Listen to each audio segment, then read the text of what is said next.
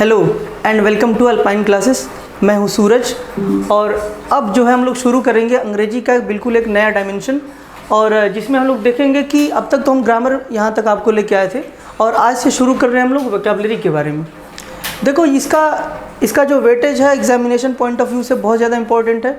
और अंग्रेजी अगर आपको ग्रामर की जितनी पकड़ है, अगर आपको ग्रामर के साथ साथ वोकैबुलरी अगर आपका वीक है तो आप बहुत सारे जो ग्रामर के पोर्शन, रीडिंग कॉम्प्रिहेंशन हो गया, पैराजम्बल्ड हो गए, या सिनोनिम एंटोनिम हो गया, तो वन वर्ड सब्स्टिट्यूशन हो गया, ये सारे जो टॉपिक्स हैं आप बिल्कुल कवर ही नहीं कर सकते हो। तो आज हम वही समझने की कोशिश करेंगे। मैं आपको बहुत बेसिक तरीके से समझाने की कोशिश करूँगा और बिल्कुल साइंटिफिक तरीके से समझाने की कोशिश करूँगा। देखो तो शुरुआत से हम लोग अभी तक पढ़ते आ रहे हैं कि वोकैबुलरी अगर पढ़ना है, वर्ड मीनिंग याद कर लो।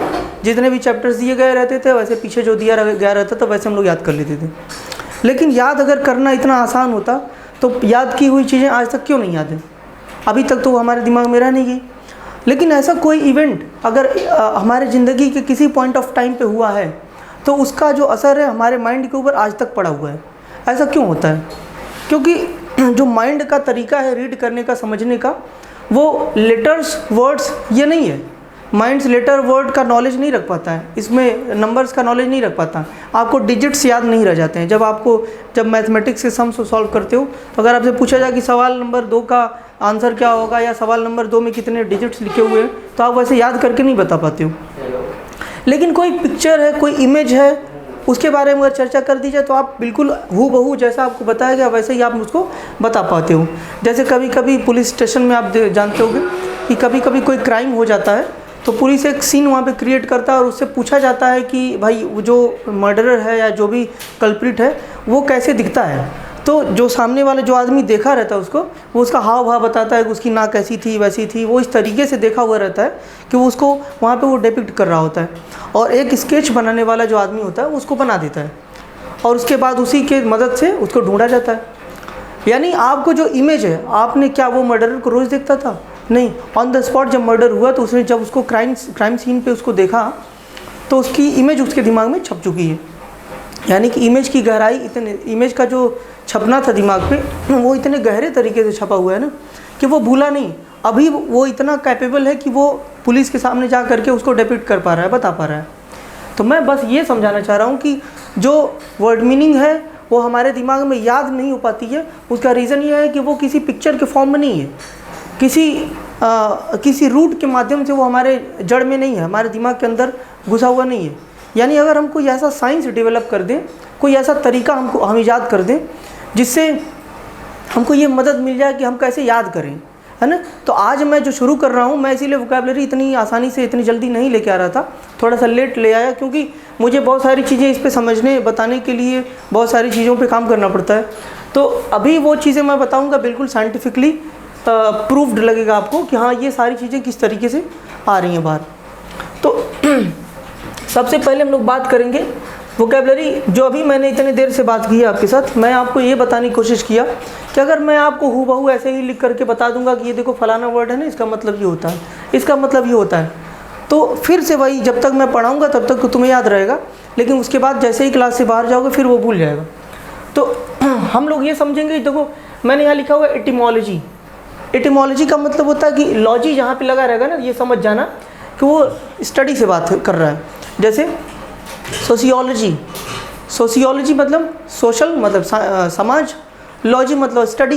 तो ऐसा स्टडी, ऐसा अध्ययन, ऐसा पढ़ाई जिसमें समाज के बारे में पढ़ाई किया जाता है, उस अध्ययन को, उस विभाग को बोलते हैं सोशियोलॉजी। उसी तरीके से एटिमोलॉजी जो है ना, वो वर्ड के अध्ययन को बोला जाता है, जहाँ पे हम लोग वोकैबुलरी के डेवलपमेंट की बात कर रहे होते हैं। तो मैंने इसीलिए आप यहाँ पे लिखा हुआ एटिमोलॉजी को हम लोग कैसे पढ़ेंगे। मैंने आपको ये डायरेक्ट नहीं लिखवा दिया कि ये देखो ना, आज से हम लोग ये वर्ड सिनोनिम्स है, ये एंटोनिम्स है, ऐसे रट लेना। वैसा मैं कर सकता था, लेकिन उसको करने का कोई सेंस बनेगा नहीं। वैसे तो तुम्हारे पास किताब है ही, वैसे रट लेते तो मेरी ज़रूरत भी न पड़ती। लेकिन हम लोग ये समझने की कोशिश करेंगे कि एटिमोलॉजी के अंदर किस तरीके से पढ़ाई किया जाता है, कैसे वर्ड्स को पढ़ा जाता है साइंटिफिक तरीके से। ठीक है, तो ऊपर लिखा है एटिमोलॉजी, मैंने यहाँ पर लिखा RPS, रूट, प्रीफिक्स और सफिक्स। ये एक तरीका होता है।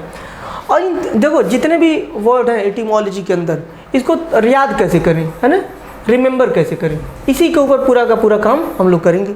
अगर ये याद करना आ जाए तो हम लोगों के लिए फिर वर्ड तो कुछ रह ही नहीं जाएगा। तो मैं आपको बताऊंगा आज के बाद जितना मैं पढ़ाऊंगा उसको सिर्फ एक बार रिवाइज़ करना पड़ेगा। मैं गारंटी दे रहा हूँ कि कभी तुमको याद करना ही नहीं पड़ेगा। क्यों करना नहीं पड़ेगा? क्योंकि मुझे इसके पीछे का साइंस पता हो गया है। मैंने तुमको 2-4 मिनट का भी लेक्चर दिया कि पिक्चर्स के फॉर्म में याद रह जाता है। अगर किसी चीज़ का, अगर तुम्हारे लाइफ में कोई इवेंट ऐसा हो गया ना, झगड़ा, मार पिटाई, लड़ाई झगड़ा, जो मान लो बचपन में तुम्हारे साथ इतना पिटाई हुआ था कि तुम्हारा सर फूट गया, अब तुमको ज़िंदगी में कोई निशान बन गया है फूटने का, तो ज़िंदगी में तुम याद रहेगा हमेशा, कभी भूलोगे नहीं।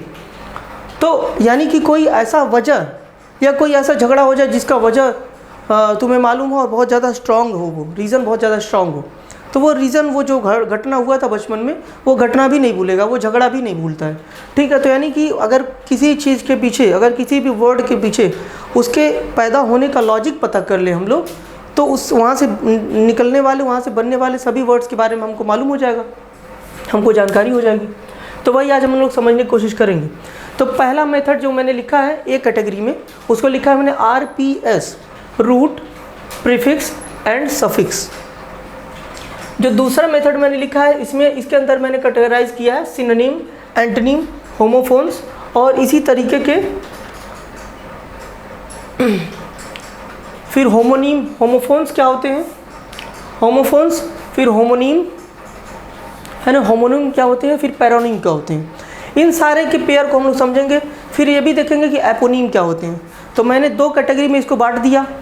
पहले तो मैंने बताया कि ये रूट, प्रीफिक्स और सफिक्स के कैटेगरी में एक तरीके से बांट दिया जा सकता है, और दूसरी कैटेगरी में आज तक जो रट्टा मारते हो ना, सिनोनिम, एंटोनिम, होमोफोन्स, इनको भी हम लोग एक तरीके से पढ़ रहे होंगे कि कैसे पढ़ोगे कि तुमको दोबारा फिर याद ही नहीं करना पड़े। ठीक है, अभी हम लोग समझते हैं रूट क्या होता है, प्रीफिक्स क्या होता है, सफिक्स क्या होता है। अभी सिर्फ जो लेक्चर होगा सिर्फ एक वोकैबुलरी डेवलपमेंट का एक तरीका जानने का लेक्चर है। अभी तुम लोग पहले लेक्चर में बस इतना ही सीखना है कि कैसे, how to remember the vocabulary, how to grasp the things जो हमारे लिए आज तक इतनी आसानी से नहीं आ रहे थे, आप हम उनको कितने आसानी से ग्रैस्प कर पाएंगे, समझ पाएंगे, है ना, एक्सेप्ट कर पाएंगे, वो हम लोग समझेंगे। तो रूट का मतलब मैं पहले बताने चलता हूँ। देखो, रूट का मतलब होता है जड़ हिंदी में, और हमको मालूम है कि कोई भी पौधा जो होता है ना वो जड़ से ही निकलता है, रूट से ही निकलता है। तो हर चीज़ का एक रूट होता है। अगर मैं पूछूं तो तुम्हारे रूट्स क्या हैं, तो मेरे कहने का अर्थ है कि जो तुम्हारा जन्म है, यानी तुम्हारे फादर कौन है, मैं तुम्हारे फादर के बारे में पूछना चाह रहा हूँ। मैं अगर पूछता हूँ कि what is the root of yours, है ना, तो मैं तुम्हारे फादर के बारे में पूछ रहा हूँ। रूट का मतलब कि जहाँ से तुम पैदा हुए, जहाँ से तुम्हारा जेनेसिस हुआ, तुम्हारा जहाँ से उद्गम हुआ है। तो उसी तरीके से वर्ड्स के भी रूट्स होते हैं। अब मैं कुछ एग्जांपल देता हूँ, फिर समझ आ जाएगा सबको। देखो, जैसे एक वर्ड है, जैसे यहाँ पे, जैसे शुरुआत में ही बिल्कुल लिखा हुआ है, देखो लॉजी लिखा हुआ है ना, लॉजी। तो जो लॉजी वर्ड लिखा हुआ है ना, एक रूट है। जहाँ पे भी अगर लॉजी वर्ड लिखा हुआ है, ठीक, मैं कभी एग्जांपल दे रहा हूँ, रूट को समझाने की कोशिश कर रहा हूँ कि रूट होता क्या है। अगर जिस भी वर्ड के पास, जिस भी वर्ड के शुरू में, अंत में, कहीं भी उस वर्ड के अंदर लॉजी वर्ड लगा हुआ है, ये समझ जाना कि इसका मतलब स्टडी ही होगा। कुछ भी हो मतलब मुझे उससे मतलब नहीं है, लेकिन उसमें स्टडी तो छुपा ही होगा। ठीक है, अब देखो एटिमोलॉजी, अगर मैं 4 ऑप्शन दे दूं, जो 4 ऑप्शन में से 3 ऑप्शन कुछ और बात कर रहे हैं, ठीक है, लेकिन चौथा ऑप्शन जो है वो अध्ययन के बारे में बात कर रहा है ना। जो चौथा वाला ऑप्शन है वो स्टडी के बारे में बात कर रहा है, अध्ययन के बारे में बात कर रहा है। मैं पूछता हूँ कि चलो इसका मतलब बताओ, तो अब तुम बिल्कुल आसानी से एलिमिनेट कर दोगे इन तीनों ऑप्शन को। ये तो होगा ही नहीं, क्योंकि लॉजी लगा हुआ है ना, लॉजी लगा हुआ है, तो इसका मतलब क्या हो जाएगा, लॉजी का मतलब स्टडी तो होगा ही, ये तो पक्की बात है। यानी वो वाला ऑप्शन मेरा आंसर हो जाएगा जिसका मतलब कहीं ना कहीं से अध्ययन से निकल रहा है, कहीं ना कहीं से स्टडी से निकल रहा है। तो ये इसका फ़ायदा होता है। अब देखो, तुम्हें याद क्या करना है, सिर्फ ये लॉजी वर्ड याद करना है। लॉजी का मतलब स्टडी। अब जिस भी वर्ड के लास्ट में लॉजी वर्ड लगा रहेगा, उसका मतलब समझ जाना कि वो अध्ययन से बात कर रहा है, किसी न किसी ब्रांच के पढ़ाई के बारे में बात कर रहा है ना। देखो, जू मतलब चिड़ियाघर होता है ना, जू लॉजी, जंतु विज्ञान बन गया। ऐसी पढ़ाई जिसमें जानवरों के बारे में बात किया जा रहा है, जू का मतलब जानवर जहाँ रहते हैं, ऐसे ही तो बोला जाता है। तो जू लॉजी मैंने बोल दिया, लॉजी का मतलब अध्ययन और जू का मतलब होता है जानवर, तो जू लॉजी बन गया क्या, जानवरों की पढ़ाई। इसी तरीके से सोशियोलॉजी, सोशियोलॉजी। अभी देखो समाज, सोशल का मतलब क्या होता है? समाज। अब समाज का अध्ययन, समाज के बारे में पढ़ाई करना है, सामाजिक विज्ञान जिसको हम बोलते हैं। तो सामाजिक विज्ञान समाज के बारे में पढ़ाई करवाता है, तो ये भी लॉजी का मतलब क्या हो गया? सामाजिक विज्ञान। एंटमोलॉजी, देखो ये एटिमोलॉजी नहीं लिखा है, एंटमोलॉजी, एंटमोलॉजी। कीड़े मकोड़े के अध्ययन को बोलते हैं एंटमोलॉजी, ठीक है। इंसेक्ट्स के स्टडी को बोलते हैं एंटमोलॉजी। तो ये जो लॉजी वर्ड है ना, इसे अब देखो तुमको याद कितना सिर्फ करना है, सिर्फ लॉजी वर्ड याद करना है। और लॉजी वर्ड जैसे ही पता चला, उस लॉजी वर्ड की मदद से आपने ये समझ गया कि आपको लॉजी वर्ड की मदद से आपको स्टडी तक पहुंचना था। और जिस भी वर्ड के साथ में GY लगा हुआ है, उसका मतलब क्या हो जाएगा? अध्ययन हो जाएगा। तो इसको बोलते हैं रूट, ठीक है। जैसे एक दो वर्ड और एक दो रूट और लेकर के समझने की कोशिश करते हैं। देखो एक वर्ड होता है साइंस। साइंस का मतलब क्या होता है? नॉलेज। अब जो ये साइंस वर्ड बना हुआ है ना, ये साइंस वर्ड असल में पैदा हुआ है एक रूट वर्ड से, साइंटिया। साइंटिया नाम के रूट वर्ड से ये साइंस बनता है। अब साइंटिया का मतलब होता है नॉलेज।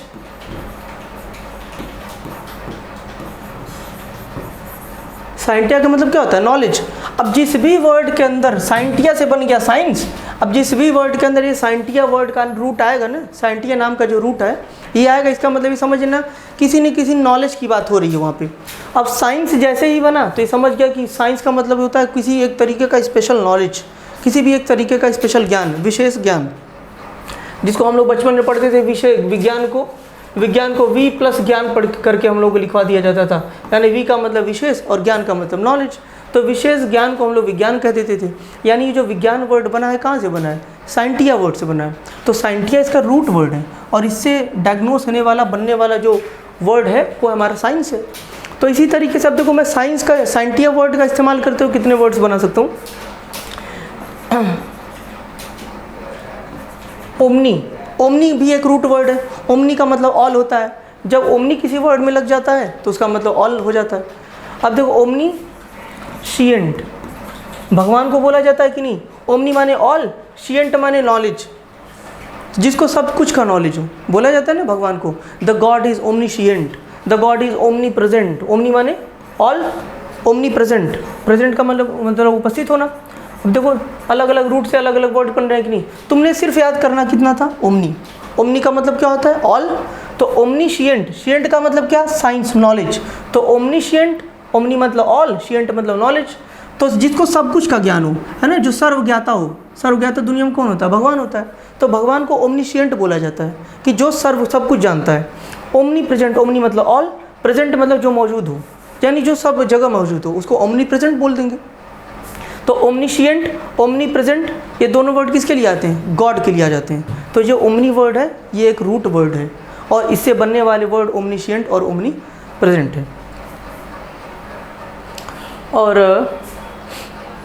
तो ये इस तरीके से वोकैबुलरी का डेवलपमेंट होता है। तो तुम देख पा रहे हो कि जो साइंस वर्ड है ना, साइंस का हमने इसमें इस्तेमाल कर दिया, साइंस को सिएंट वर्ड से जोड़ करके यहाँ पे ओमनी के साथ जोड़ करके इस्तेमाल कर दिया है। तो रूट अगर आपको मालूम है, यानी अगर मैं आपको जब रूट पढ़ाऊंगा अभी अगले एक लेक्चर में, तो रूट से मैं आप देख रहे होंगे कि एक रूट से कम मैं 20, 22, 25 वर्ड कराऊंगा। तो सिर्फ एक रूट की मदद से आप 20, 25 वर्ड एक ही साथ याद कर रहे होंगे। आपको सिर्फ एक बार रिवाइज करना है। तो रूट की मदद से जब आप रूट, प्रीफिक्स और सफिक्स का मतलब देते हो ना, तो लगभग 75% वोकैबुलरी तो आप यहीं धराशायी कर दोगे। बाकी बच गए 25%। तो 25% को तो तुम अभिमन्यु ऐसे ही देख लोगे, है ना। तो इसके भी कुछ रूल्स हैं, मैं बताऊंगा। प्रीफिक्स क्या होते हैं, अब इसके बारे में आ जाते हैं, बात करते हैं। देखो रूट तो समझ में आ गया होगा सबको कि रूट जो होते हैं किसी भी वर्ड के पैदा होने का जो वजह है, सबसे जो कॉज है, जहाँ से कोई भी वर्ड शुरुआत में डायग्नोज हो रहा है, निकल रहा है। रूट से बहुत सारे वर्ड निकलते हैं, एक ही रूट से दुनिया भर के वर्ड्स बन सकते हैं, उनको हम अलग अलग तरीके से पढ़े होंगे। प्रीफिक्स का मतलब क्या होता है? प्री मतलब होता है पहले, किसी वर्ड के पहले ना कुछ फिक्स कर दिया। जैसे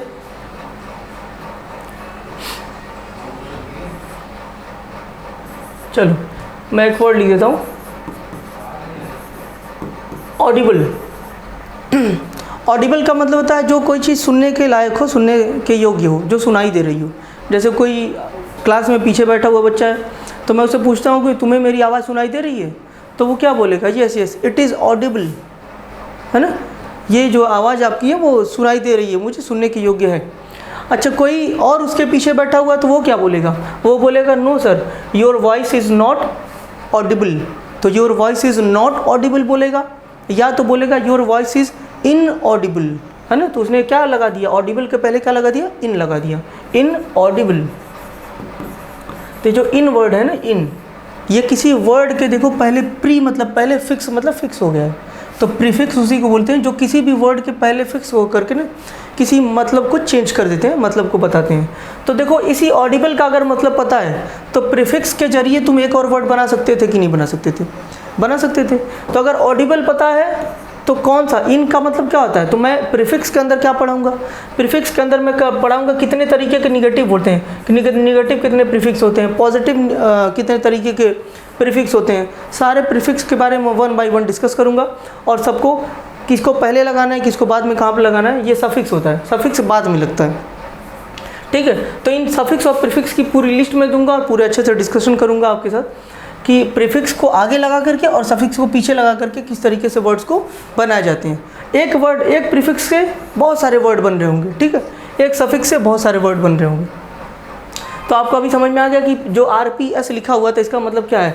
रूट था, प्रीफिक्स था और सफिक्स था। सफिक्स का मतलब होता है किसी भी वर्ड के पीछे कुछ ऐसे वर्ड लगा देना जिसकी वजह से उसका मतलब चेंज हो जाता है। देखो सफिक्स जो होता है ना, सफिक्स में सबसे ज़्यादा कॉमन है जो ये एडवर्ब होते हैं।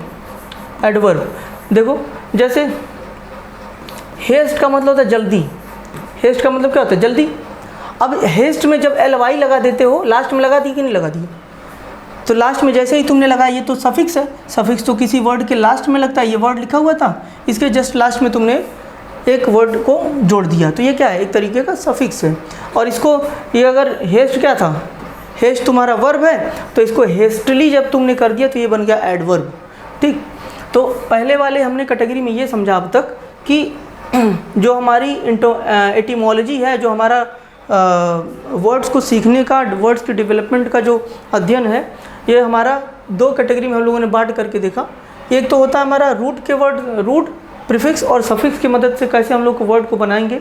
ये चीज़ जो अभी तो मैं सिर्फ ये बता रहा हूँ कि बनते कैसे हैं, किस चिड़िया का नाम, तब तक ये इंट्रोडक्शन दिया हूँ, क्योंकि अब तक तो ये मालूम ही नहीं होता था कि अच्छा रूट क्या होता है, रूट से भी कुछ बन सकता है क्या। अब तक हम लोग ये रट रहे थे, लेकिन मैं अभी ये बता रहा था कि ये कैसे बनते हैं, इनका, ये किसी वर्ड को बनाने में इनका कितना बड़ा अहम रोल है। अब मैं अगले लेक्चर में इनके ऊपर काम करूँगा। दूसरे कैटेगरी में हम लोग अब देखने जा रहे हैं सिनोनिम क्या होते हैं, सिनोनिम, एंटोनिम और बाकी जो कैटेगरी दी हुई है उनको समझने की कोशिश करेंगे। देखो सिनोनिम का मतलब होता है सिन, ये जो वर्ड है ना, ये भी देखो रूट है। मैंने बताया ना कि जो रूट है ना वो लगभग 75% वर्ड्स को कवर कर देगा। सिम, सेम, समान, एक जैसा, है ना। निम, ओनिम, ओनिम एक रूट वर्ड है, ओनिम का मतलब होता है नेम, है ना। तो सिनोनिम उसी से बन गया, ओनिम का मतलब नेम होता है, ओनिम एक रूट वर्ड है। ओनिम के ऊपर भी बहुत सारे वर्ड बनाएंगे हम। तो सिन, ओनिम, तो सिनोनिम या सिनोनिम जो भी बोला जाता है, इसका मतलब क्या हो गया कि अगर कोई भी वर्ड लिखा हुआ है ना, तो उसी का बिल्कुल मतलब का एक दूसरा वर्ड बताओ, बिल्कुल एक जैसा ही हो। समझ पा रहे हो बात? तो ये तो सिनोनिम हो गया, बिल्कुल पता है सबको। एंटो देखो ये क्या है? प्रीफिक्स है, एंटो, है ना। किसी वर्ड के पहले लगा करके उसका उल्टा बना देना। तो एंटोनिम का मतलब होता है किसी भी वर्ड का जस्ट अपोजिट, ठीक है, उसका बिल्कुल अपोजिट। जैसे हैप्पी, हैप्पी लिखा है तो हैप्पी का, हैप्पी मतलब खुश, तो हैप्पी का जस्ट अपोजिट क्या होता है? सैड। तो सैड इसका हो गया एंटोनिम, ठीक है। लेकिन हैप्पी अगर लिखा हुआ है, लेकिन अगर हैप्पी लिखा हुआ है तो मैं पूछता हूँ कि चलो इसका सिनोनिम बताओ। हैप्पी को और क्या क्या बोल सकते हो? जॉय बोल सकते हो, खुश, और क्या बोल सकते हो? ब्लिस, बहुत ज़्यादा खुशी को ब्लिस बोलते हैं, बहुत ज़्यादा, चरम सुख, है ना, बहुत ज़्यादा, एक परमानंद की प्राप्ति जो हो जाती है उसको। अच्छा, हैप्पीनेस को कई बार कंफर्टेबिलिटी भी बोला जाता है ना। अगर ऑप्शन में आपके कंफर्टेबल लिखा हुआ है तो भी आपको, मतलब कि आपको बेस्ट सूटेबल ऑप्शन को चूज़ करना होता है। तो कंफर्टेबल भी एक ऑप्शन हो सकता है। और क्या हो सकता है? बहुत ज़्यादा एक्सट्रीम खुशी है तुमको तो एक्सटेसी बोलते हैं उसको, ठीक है। तो इस तरीके के वर्ड्स को आप इस्तेमाल कर सकते हैं। और ये बहुत सारे वर्ड्स हो सकते हैं। तो ये तो सिनोनिम हो गए। लेकिन जब एंटोनिम की बात करोगे तो इसका मतलब क्या हो जाएगा? सैड, सॉरो मतलब भी दुख होता है, गम होता है, रोना, वीपिंग, क्राइंग, ये सब क्या हो जाएंगे? इसके एंटोनिम हो जाएंगे। तो सिनोनिम एंटोनिम सबको पता था। अब मैं बात करता हूँ होमोफोन्स के बारे में। देखो होमो का मतलब यहाँ पे फिर से रूट आ गया। मैंने बोला ना, मैं बार बार ये बात तुमको याद दिलाता रहूँगा कि मैंने बोला था ना कि रूट के बारे में बात करूँगा।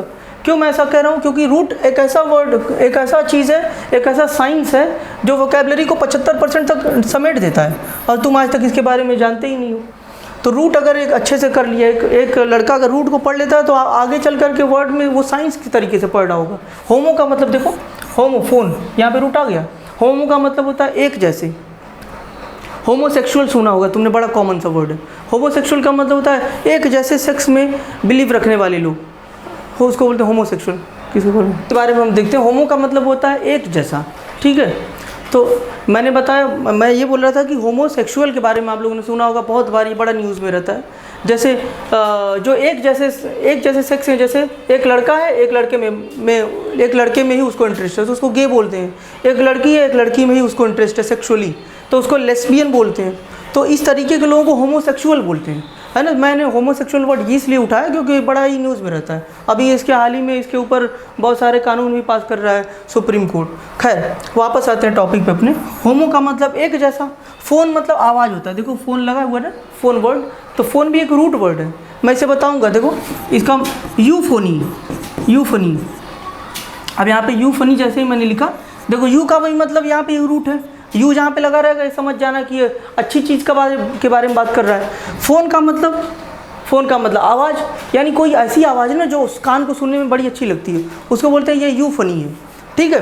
कैको एक वर्ड है, कैको का मतलब होता है ख़राब। फ़ोन का मतलब आवाज़। देखो कैकोफोनी। तो कैकोफोनी का मतलब कि ऐसी कर्कश सी आवाज़ जिसको सुनने में बड़ा ख़राब लग रहा है, बड़ी कर्कश सी आवाज़ है।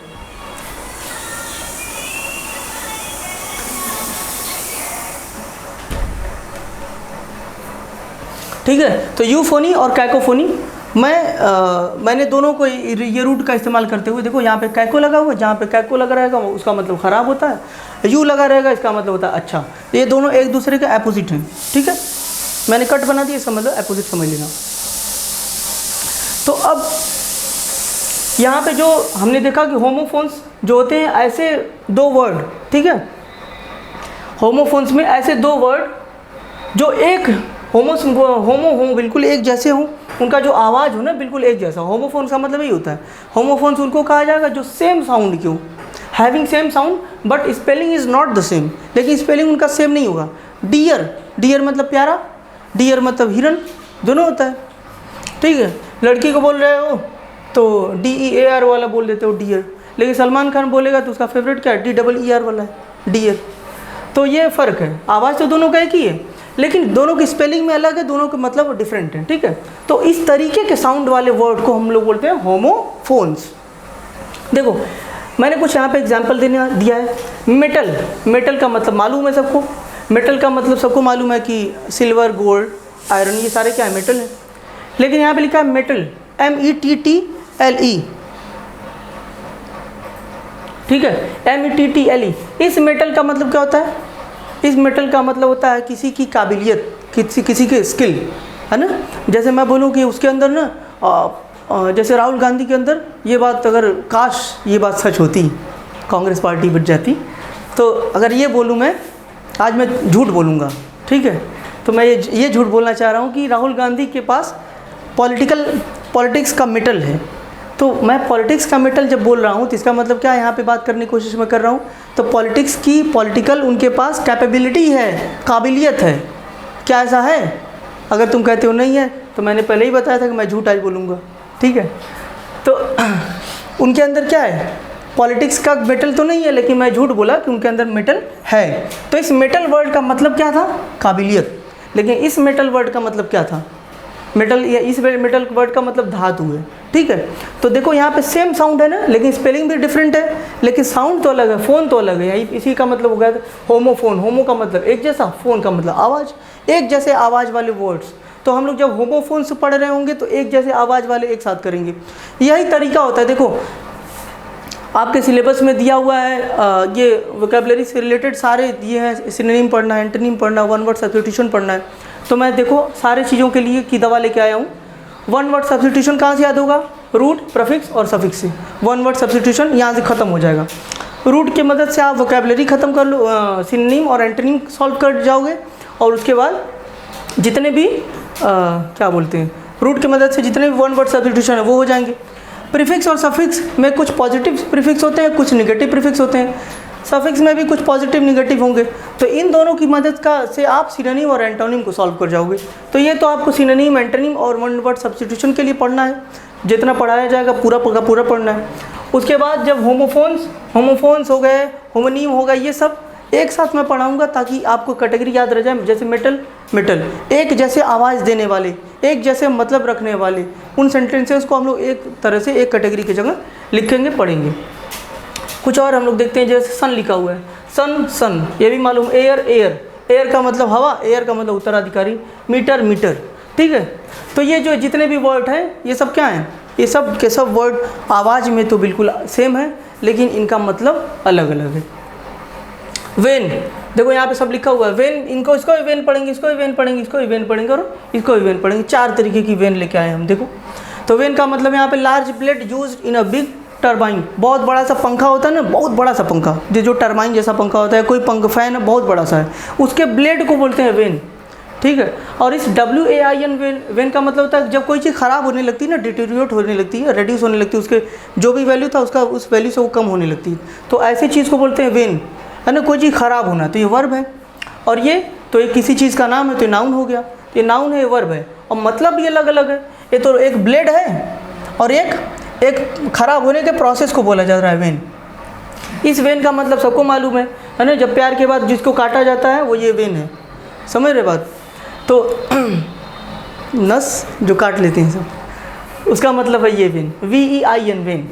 अब इस वेन का मतलब क्या है? VAIN वेन, इसका मतलब होता है बेकार, यूजलेस, ठीक है। Which is not of use, कोई चीज़ जो बिल्कुल निरर्थक है, जिसका कोई अर्थ ही नहीं है ना। जैसे तुम अगर जीवन में आए हो, पढ़ाई लिखाई नहीं करोगे, IAS नहीं बनोगे, तो क्या हो जाएगा? सिर्फ जनगणना होगा तुम्हारा 10 साल के बाद एक बार, और उसके बाद कुछ नहीं काम आओगे। तो तुम्हारी ज़िंदगी क्या हो जाएगी? तुम्हारी ज़िंदगी कौन सा वाला वेन होगी? ये वाला, ये वाला, ये वाला, ये वाला, चौथा वाला जो वेन है ना, वो हो जाएगा तुम्हारी ज़िंदगी के साथ। तुम्हारी ज़िंदगी व्यर्थ हो जाएगी, ठीक है।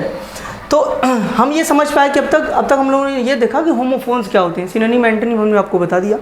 होमोफोन्स किस तरीके से पढ़े जाते हैं, उनका साउंड बिल्कुल एक जैसा होगा, स्पेलिंग डिफरेंट होगा, और उनके बारे में हमने थोड़े से एग्जांपल दे करके समझाने की कोशिश किया। जब इसके चैप्टर्स अलग अलग लेंगे तो इसके बारे में इन डिटेल पढ़ रहे होंगे, ठीक है।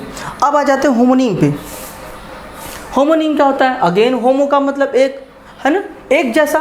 नीम, ओनीम, देखो ओनीम या रूट वर्ड लगा है ना, ओनीम का मतलब नाम, यानी एक ही जैसा नाम एक ही जैसा नाम हो।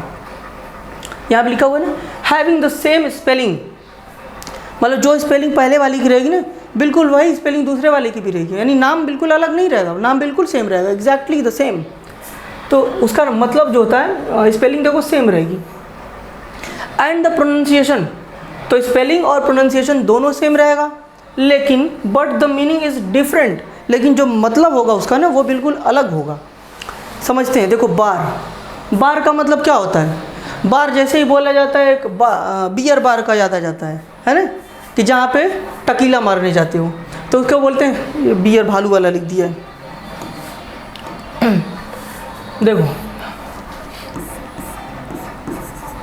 BEER, बियर बार, तो बार एक ही वर्ड है ना, लेकिन इसका देखो इस्तेमाल कैसे है। बार का मतलब बार काउंसिल भी होता है, जो वकीलों की जो एक काउंसिल होती है ना, एक मंडली होती है, उसको बार काउंसिल बोलते हैं, ठीक है। बियर बार भी होता है, जहाँ पे ड्रिंक मारने जाते हैं उसको बियर बार बोलते हैं। और जब पत्नी चली जाती है ससुराल, मायके चली जाती है, तो जिस चीज़ को रगड़ के आप चमका रहे होते हैं धातु को, उसको बोलते हैं विम बार, है ना। तो ये जो साबुन की टिकिया होती है उसको भी बार बोला जाता है, ठीक है। साबुन की टिकिया को बार बोला जाता है। जब मैं नाउन पढ़ा रहा था तो बार का इस्तेमाल किया था मैंने, कि साबुन का प्रोनाउन नहीं, साबुन का जो प्लूरल है वो नहीं बन पाता है। साबुन का प्लूरल बनाने के लिए हम लोग को बार वर्ड का इस्तेमाल करना पड़ता है। ए बार, 2 बार, 3 बार्स, इस तरीके से बोलना पड़ता है। तो विम जो होता है, मैंने इसलिए विम बार लिख दिया डायरेक्ट कि आपको ये बात याद रहे कि हाँ बार के लिए भी इस्तेमाल होता है। ठीक है, देखो 3 तरीके का, 4 तरीके का हो गया। फिर यहाँ पर लिखा है iron bar. Iron bar, iron मतलब लोहा, बार माने सरिया, छड़। ठीक है, तो लोहे का जो छड़ होता है ना, जिसको सरिया बोलते हैं आम भाषा में।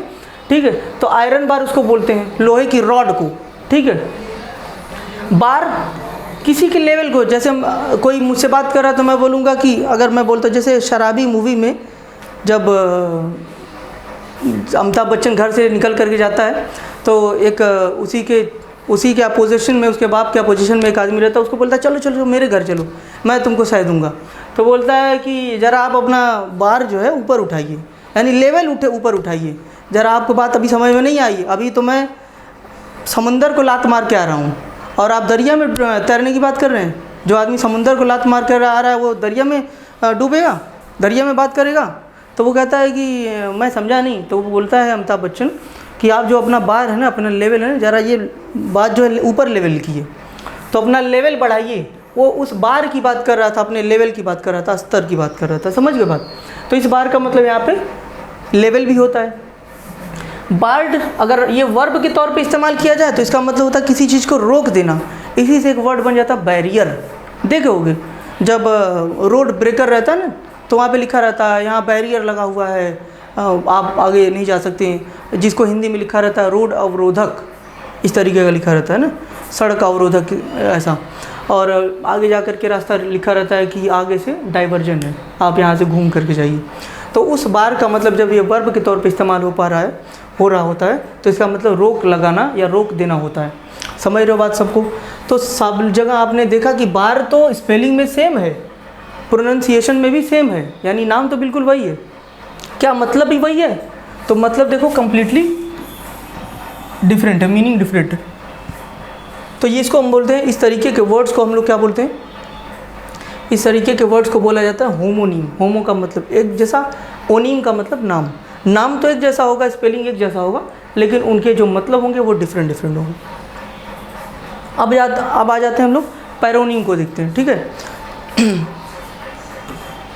पैरोनीम क्या होता है? जब दो शब्दों का जन्म एक ही रूट से हो जाता है तो उसको बोलते हैं पैरोनीम, है ना। मैंने अभी इस पैरोनीम के बारे में अगर मुझसे पूछो तो मैंने डिस्कशन ऑलरेडी कर दिया है। जैसे रूट जो होते हैं, जितने भी रूट होते हैं समझ लो सब पैरोनीम है। ऐसे भी देख सकते हो। स्पिरिचुअल सबको नहीं कहा जा सकता, हालांकि रूट से ही बनते हैं कि रूट से बहुत सारे वर्ड बनते हैं। अगर उनके दिखने, उनका जो पेयर है वो एक जैसा दिखता है, उनका जो कॉज है, उनका पैदा होने का जो वजह है एक ही है, रूट जो है बिल्कुल एक ही है, तो उनको ऐसे वर्ड को बोला जाता है वो पैरोनीम है एक दूसरे के। ठीक है, अब देखो यहाँ पर लिखा है स्पिरिचुअल। स्पिरिचुअल इंसान कैसा होता है? धार्मिक होता है ना। उसको ज़्यादा दुनिया से मतलब नहीं रहता है, मोह माया में नहीं फंसता है ना। उसको नींद आने के लिए किसी पेय पदार्थ की ज़रूरत नहीं पड़ती है। ठीक है, ना ही तो वो कभी गमगीन होता है तो वो ऐसा नहीं कहता है कि नशा शराब में होती तो नाचती बोतल, वो ऐसी बातें नहीं कर रहा होता है। वो कौन होता है? वो स्पिरिचुअल आदमी होता है। लेकिन इसी के जस्ट उलट, इसी के जस्ट अपोजिट एक और आदमी होता है जो हर बात में वो कहता है, वो इस बात को साबित करके ही मानता है कि नशा शराब में होती तो नाचती बोतल, है ना। नहीं, नशे में हम नहीं हैं। वो हमेशा क्या करता है? ड्रिंक करता रहता है। तो स्पिरिचुअस जो चीज़ें होती हैं ना, स्पिरिचुअस ड्रिंक, स्पिरिचुअस जो आदमी होता है, स्पिरिचुअस अगर इंसान है तो वो अच्छा इंसान अच्छे काम नहीं करेगा, है ना। स्पिरिचुअस इंसान जो होता है वो अच्छे काम, मतलब कि निगेटिव ख्याल वाला इंसान को स्पिरिचुअस बोला जाता है।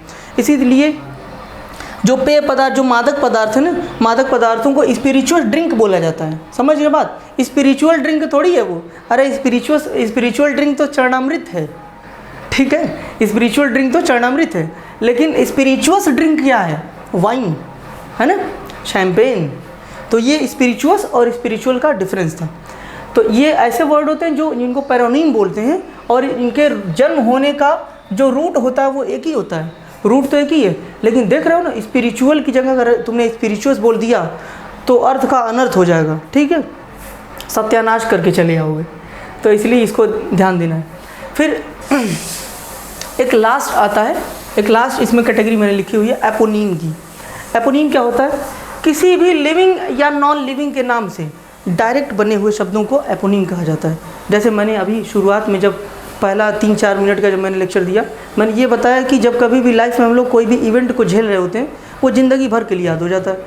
लेकिन कभी भी कोई बात याद करो, बचपन में तुमको 8वीं क्लास में क्या पढ़ाया गया था, अब 10 साल आगे चले आए, 8वीं क्लास में फलाना दिन फलानी तारीख पे क्या पढ़ाया गया पूछ दूँ अगर, तो आएगा नहीं, समझ में आ रहा है बात। लेकिन अगर ये बोल दूँ कि बताओ शालू कौन है, प्रिया कौन है, तो तुमको याद रह जाएगा कि ये नाम, अरे ये नाम ना इससे तो ये फलानी कहानी जुड़ी हुई है। क्यों याद है? यानी तुमने कोई ऐसा एक नाम पकड़ा हुआ है जिसका एक सिंबल, जिसका एक कैरेक्टर, जिसका एक पिक्चर तुम्हारे माइंड में इस तरीके से बन चुका है जो कभी भी मिटने वाला नहीं है, वो अमिट है। ठीक है, तो इस तरीके का कोई भी नाम हो सकता है, कोई भी इवेंट हो सकता है, कोई भी पिक्चर हो सकता है, जिसके वजह से ये नाम, इमेज, पिक्चर, इंसान, जगह, इवेंट, इनके वजह से, इनका कोई रूट नहीं है, लेकिन इनके नाम के वजह से डायरेक्ट कोई वर्ड खींच करके बाहर आ जाना, डायरेक्ट कोई वर्ड बन जाना, इन्हीं को बोलते हैं एपोनीम। समझ के बात? मैं 1-2 एग्जांपल दूंगा। जैसे एक आदमी था, किसी के नाम से ही बना दो कोई वर्ड। अभी क्या है ना कि चाइना ने इतना ज़्यादा आफत कर दिया कि चाइना, किसी को नाम, किसी देश को अगर चाइना बोल दो ना तो अपने आप को समझा रहे मुझे गाली क्यों दे रहे हो, चाइना एक गाली बन चुका है। ठीक है, तो कोरोना वायरस जो है वो चाइना के वुहान शहर से है। अब जैसे ही चाइना का नाम लिया जाता है, सब समझने लगता है अरे कोरोना वायरस, कोरोना वायरस। यानी इस तरीके का एक माहौल बन चुका है। अब खुदा न खासा ऐसा भी हो सकता है कि 10-20 साल के बाद कोरोना नाम का कोई वर्ड बना दिया जाए, जिसका मतलब कुछ ऐसे डिजीज़ या बीमारी से रिलेटेड कर दिया जाए, कोरोना नाम का एक वर्ड बन करके चला जाए। क्या कोरोना नाम का वर्ड कभी एग्जिस्ट करता था? नहीं करता था।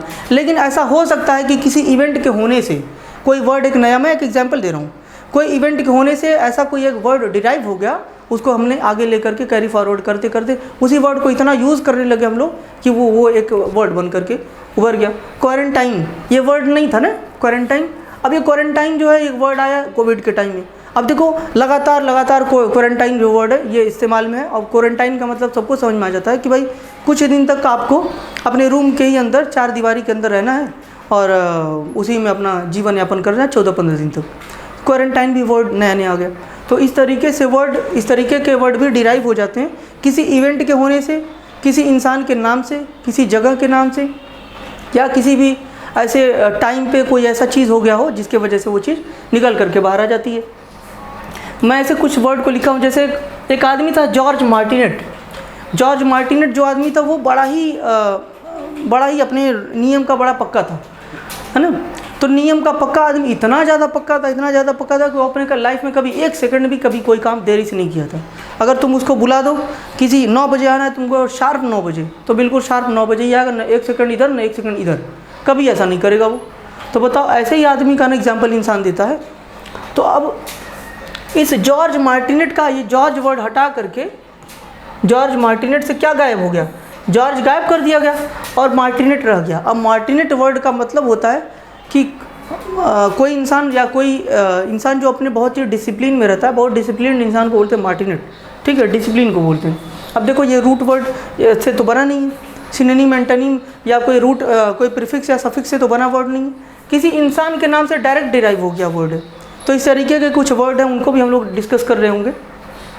उसी तरीके से एक पर्सन का नाम है निकोलो मैकिवेलियन। निकोलो मैकिवेलियन बहुत ही कनिंग टाइप का इंसान था, हाँ ठीक है। तो निकोलो मैकिवेलियन, निकोला लिखा हुआ है यहाँ पे, निकोलो मैकिवेलियन जो है बहुत ही कनिंग टाइप का, बहुत धूर्त टाइप का इंसान था, है ना। तुम्हारे साथ तुम्हारे कंधे पे हाथ रख करके तुम्हारा टी शर्ट गायब करके चला जाएगा। तुम बाद में घर जाके पता करोगे कि अरे टी शर्ट कहाँ है। इतना वो शातिर था, मतलब तुम्हारे आँख के सामने से कुछ भी उड़ा देगा, तुमको मालूम नहीं चलेगा। तो या तुम्हारे आस्तीन के अंदर गिरा करके तुमको डस लेगा, लेकिन तुम्हें पता नहीं चलेगा। इस तरीके के इंसान के लिए मैकिवेलियन वर्ड यूज़ किया जाने लगा।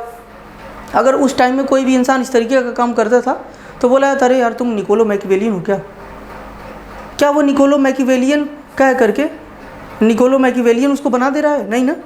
लेकिन इस बार बार इसको इस्तेमाल करते at a point of time ये निकोलो गायब हो गया और रह गया मैकिवेलियन। तो मैकिवेलियन वर्ड से ये मान लिया था, मैकिवेलियन का मतलब ये होता है कि कोई इंसान जो बहुत ही धूर्त हो, बहुत ही कनिंग हो, बहुत ही शार्प हो, बहुत क्लेवर हो, अपनी चीज़ों को बहुत ज़्यादा तवज्जो देता है, सिर्फ अपने बारे में सोचता है। ठीक है। फिर एक तीसरा वर्ड लिखा है मैलाप्रॉपिज्म। तो मैलाप्रॉप कैसे वर्ड बना? एक मिस थी, मैलाप्रॉप नाम था, मिस मैलाप्रॉप। एक लेडी थी, उनका नाम था मिस मैलाप्रॉप। इसी मैलाप्रॉप वर्ड से बन गया मैलाप्रॉपिज्म। ठीक है। मैल का मतलब भी वैसे रूट वर्ड होता है। एक मैल वर्ड पढ़ाऊँगा रूट नाम से, रूट में पढ़ाऊँगा। मैल का मतलब ख़राब होता है, तो जिसमें मैल लग जाता है उस चीज़ का मतलब हो जाता है ख़राब। तो जब ऐसे वर्ड जो कि किसी भी इवेंट या किसी नॉन लिविंग या किसी लिविंग बीइंग के होने के वजह से डायरेक्ट बन जाते हैं, ऐसे वर्ड्स को हम लोग क्या बोलते हैं? एपोनीम बोलते हैं। ठीक है। तो मैं आपको आज इंट्रोडक्शन दिया कि जो हमारी इटिमोलॉजी है उसको रिमेंबर कैसे करें, हाउ टू रिमेंबर। 2 मेथड बताए हमने, एक PRS या RPS मेथड, दूसरा मेथड हमने बताया सिनोनिम, एंटोनिम, एपोनीम, होमोफोन्स, होमोनिम, है ना, और एपोनीम करके। सारे के बारे में डिस्कशन ऑलरेडी हमने कर दिया है, आप लोग इसको देखिए। इसके बाद अगला क्लास आएगा, फिर हम लोग कैरी फॉरवर्ड करेंगे, उसमें रूट से हम लोग शुरू करेंगे। जब रूट एक बार ख़त्म हो जाएगा उसके बाद मैं अगले वर्ड की तरफ बढ़ूँगा। तो थैंक यू क्लास।